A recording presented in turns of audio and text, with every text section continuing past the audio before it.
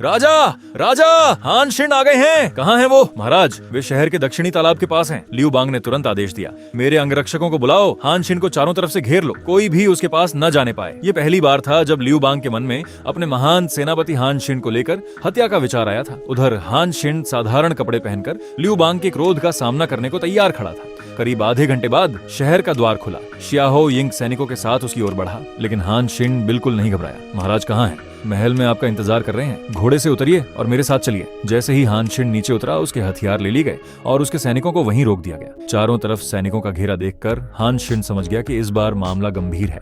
शहर में प्रवेश करते ही लू वान गुस्से से भरा हुआ सामने आ गया। वह तो तलवार निकालकर हमला करने ही वाला था, लेकिन शियाहो यिंग और अन्य लोगों ने उसे रोक लिया। लू वान चिल्लाया, हान शिन, जब महाराज पेंगचेंग में संकट में थे, उन्होंने तुम्हें कई बार बुलाया, लेकिन तुम हर बार कोई न कोई बहाना बनाते रहे। क्या तुम विद्रोह करना चाहते हो? हान शिन चुप रहा। काओ शेन उसकी तरफ से सफाई देना चाहता था, लेकिन लू वान किसी की सुनने को तैयार नहीं था। विवाद बढ़ता गया, यहाँ तक कि तलवारें खींचने की नौबत आ गई। तभी प्रधानमंत्री श्याओहे पहुंचे और मामला शांत कराया। आखिरकार हान शिन को महल के अंदर ले जाया गया। वह जानता था कि यहीं उसकी किस्मत का फैसला होने वाला है। महाराज का आदेश है, केवल हान शिन अंदर आए। भारी मन से वह महल में दाखिल हुआ।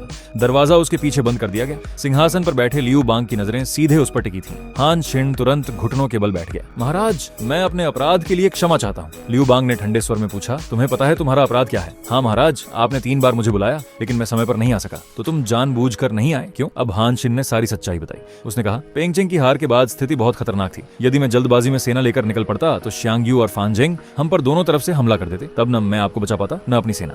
उसने आगे कहा, मैं लगातार सैनिकों को इकट्ठा कर रहा था, सेना को मजबूत बना रहा था।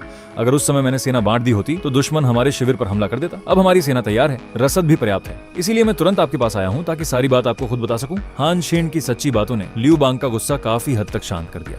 असल में लियू बांग को केवल उसकी वफादारी पर संदेह था। अब जब गलतफहमी दूर हो गई तो दोनों के बीच का तनाव भी खत्म हो गया। कुछ देर बाद दोनों साथ में महल से बाहर निकले। लियू बांग मुस्कुराते हुए बोला, इतनी जल्दी वापस मत जाओ हान शिन, कुछ दिन यहीं रुको, मुझे अभी भी तुमसे बहुत सी बातें करनी है। फिर उसने अपनी तलवार हान शिन को देते हुए कहा, लोग चाहे जो कहें तुम उनकी परवाह मत करो, ये तलवार अपने पास रखो।